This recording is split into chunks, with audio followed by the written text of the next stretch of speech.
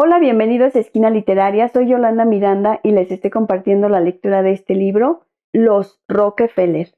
Es la biografía de esta familia poderosa. Estamos leyendo la cuarta parte que se llama Los Primos y vamos a continuar.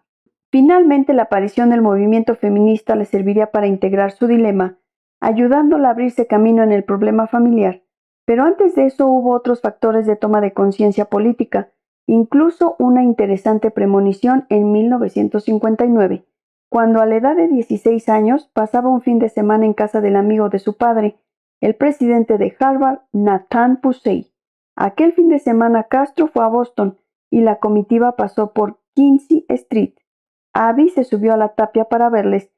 Fue mi primera emoción política. Yo no sabía nada de él, pero hubo algo que me exaltó. Antes los políticos me aburrían, pero este me apasionaba y fui al Soldier Field de Harvard a escucharle y estuve 4 horas sentada en una silla, oyéndole hablar en su inglés entrecortado, explicando el proceso que vivía Cuba. Y me emocioné muchísimo. Estaba fuera de mí, me parecía estupendo. Era el primer discurso político que oía, explicando las cosas con ética. Volví a casa y estuve un par de horas diciendo al señor Pusey que Castro era estupendo y asegurándole ingenuamente que en mi opinión lo que estaba haciendo era magnífico. El señor Pusey no hizo más que asentir y decirme con tono preocupado: pues espero que tengas razón, Abby. Después hice igual con mi padre y le dije a la estupenda persona que era Castro, que era un buen hombre. Después, cuando la ruptura de relaciones diplomáticas, al publicarse que Castro era comunista, recuerdo que mi padre me decía: ¿qué? ¿No salió tan bien, verdad, Abby? Yo no le contesté porque aún no sabía nada, y recuerdo que sentí vergüenza de mi juicio equivocado. Tardaría otros 2 años en clarificar las cosas. No cesaba de luchar contra la familia, la clase social, el sexo, las órdenes que ultrajaban su amor propio, y sin embargo en el fondo de aquel enfrentamiento había una incertidumbre paralizante. Quizá la gente no estuviese tan loca en su deferencia hacia los Rockefeller. Quizá después de todo era ella la neurótica y la arrogante, por rebelarse contra lo que los demás aceptaban tan contentos. Su padre le echó un sermón en este sentido, a los 18 años, diciéndole que vestirse como ella hacía, con ropa vieja, y que no le sentaba bien, era una manera de demostrar que podía salirse con la suya. David era la fuerza perenne como padre, hombre y símbolo, que reunía todas las contradicciones de su vida de un modo esclarecedor. Desde pequeña siempre dudaba en considerar a mi padre un imbécil o un dios.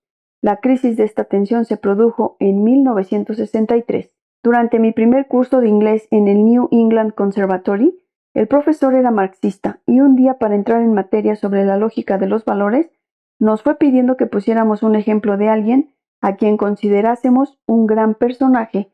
Mis compañeros fueron nombrando figuras como Jesús, Moisés, Gandhi, etc. Yo empecé a reconcomerme. Estaba en la primera fila, como siempre, y de repente me di cuenta de que iba a tener que elegir entre las visiones contradictorias que tenía respecto a mi padre. Era pesado, aburrido, impermeable al significado de lo que le rodeaba, como yo lo había visto airada, o un dios como lo veían sus subordinados, asociados y mi familia. Si era lo último, es que yo era una tonta, una cría. En aquel momento la parte madura de mí, yo, supo afirmarse. Era la parte que siempre había pensado que en el mundo real, que es muchísimo más complejo de cómo lo imagina un niño, la gente era brutal, violenta o ruin para con los demás, y mi padre, con el gran poder que detentaba, parecía respetuoso y amable en su relación con todos.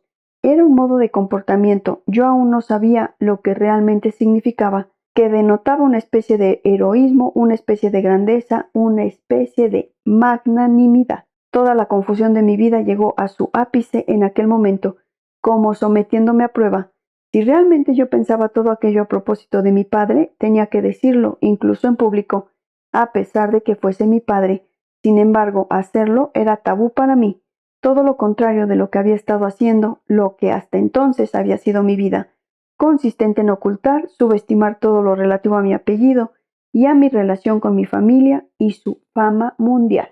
Temblorosa y sudando, decidí que mi padre era la persona que yo consideraba verdaderamente grande. Mi padre, dije, y acto seguido me quedé en blanco. Fue un momento crucial en mi vida. Había expuesto al fuego mi forma de ser. la había convertido en humo. Fue un exorcismo, una fase en mi renuncia a los parámetros con que había estructurado mi dilema. En aquel momento, habiendo pasado, como quien dice, al otro lado, fui capaz de separar el cariño que sentía hacia mi padre del convencimiento de la fatuidad e injusticia de su papel en el mundo. Comprendí que ser grande y poderoso según las reglas del mundo, tal como el mundo está actualmente estructurado, era una farsa. Los problemas contra los que había estado luchando adquirían mayor complejidad, pero eran más manejables. Espero que les haya gustado la lectura del día de hoy de este libro, Los Rockefeller. Los espero en el próximo video para continuar con esta lectura. Muchas gracias por escuchar.